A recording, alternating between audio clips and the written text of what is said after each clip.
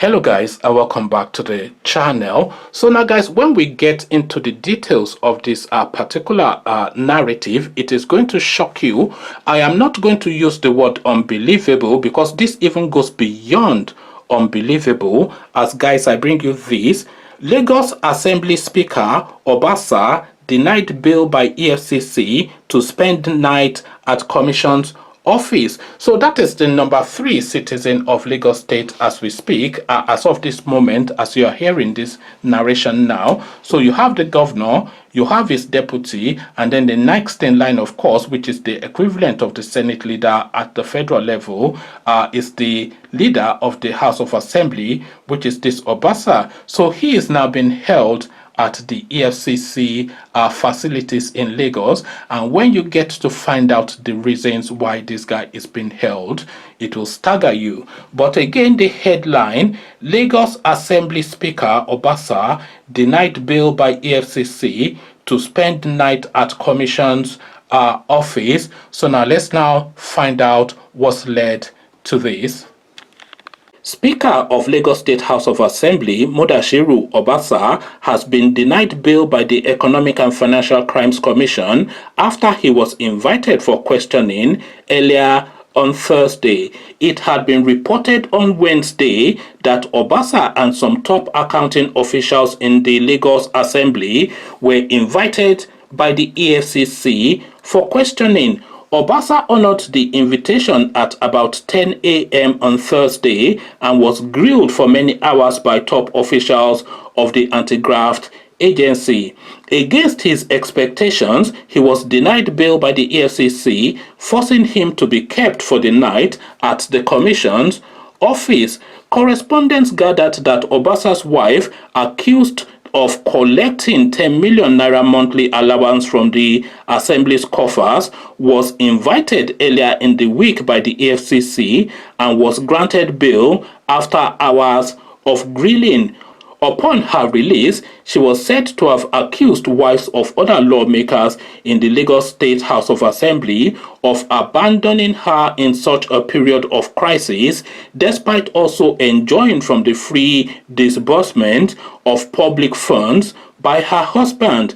Recall that correspondents had earlier reported that the EFCC obtained a court order granting the temporary forfeiture of 3 bank accounts belonging to Obasa. The court order was obtained from the Federal High Court, Lagos, on September the 15th, 2020. The bank accounts are to be frozen pending an investigation by the EFCC. The 3 bank accounts frozen are domiciled in Standard Chartered Bank under the name Mudashiru Ajayi Obasa. In obtaining the ex parte order, the EFCC said the bank accounts were being investigated for conspiracy, diversion of funds, abuse of office, and money laundering. Correspondents had in earlier series reported details of how Obasa had engaged in looting of public funds since he became Speaker of the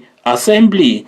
It was revealed how he operated over 64 bank accounts using different names to steal public funds. To conceal his identity, the speaker changed his name and date of birth in some of the accounts. Aside from using Ajashi Mudashiru Obasa, he also used Obasa Abdulrahman Gbadonola and Gabriel Adedonyi Savage to register some of the bank accounts.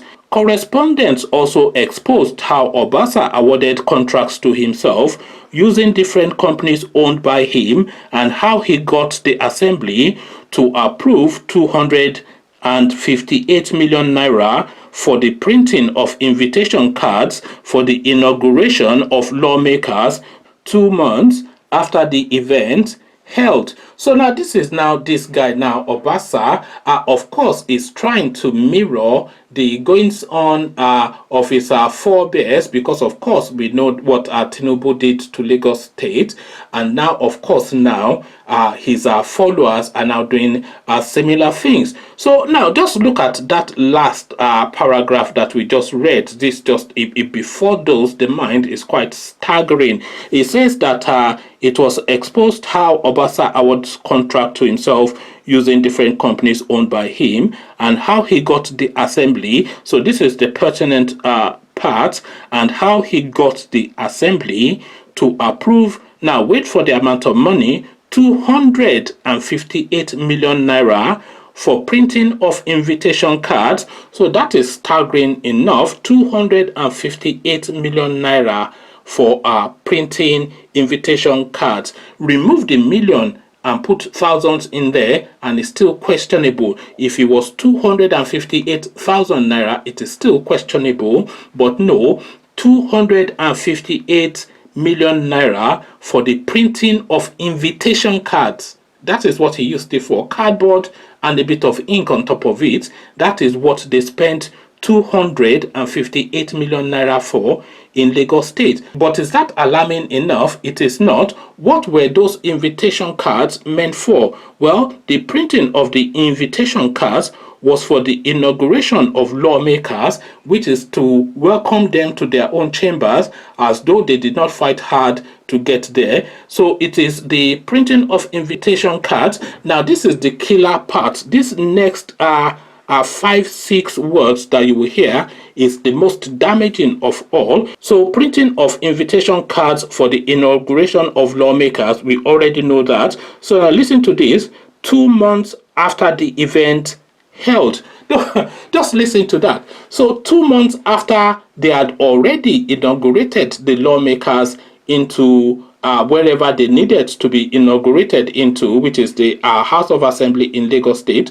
2 months after that inauguration took place, this chancer, this joker, this thief, then went and took 258 million naira to print invitation cards for an event that took place 2 months prior. So this is it's beyond criminal. It's staggering when we hear some of these things. This is even worse than the snake that swallowed millions of naira in JAMB office. These ones are now retrograding or regressing. I don't know quite the language of an invitation to send it back, as though they had some sort of time machine. Maybe he will use some sort of time machine to send those invitations back 2 months, so that they are then relevant for the purpose that he is now alleging that he spent 258 million naira of Lagos State money on. I don't.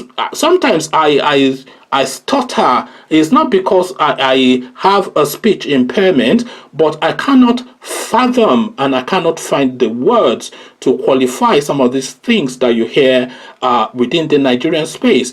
But you've heard it, and you've heard it quite clearly and quite brazenly. And this guy now has the effrontery now to query why the EFCC are detaining him in their office. It is not the EFCC's office that this guy should be, of course. It's in Panti, it's in Area 1, or whatever the most criminal places within the police service where they put the hardcores. This is where this guy should be, or Kirikiri. This is a guy that should be in Kirikiri. Never mind EFCC facilities. Conversations in the comment section, they are now back dating the looting in a Back to the Future sort of Doctor Who sort of fashion. He goes into a TARDIS and he goes back to the past to go and spend 258 million naira. Come share thoughts. But before you do that, click on the red subscribe button so it turns gray. The bell button notifies you every time I drop a new video. Click on like as well, because that helps with the YouTube algorithm. Then, we haven't done all that. Come join me in the comment section. Back to the Future is what we're talking about now. A new layer, a new angle in the Nigerian corruption lexicon. So I'll leave you here. Carry this conversation on with you in the comment section. But here I say peace.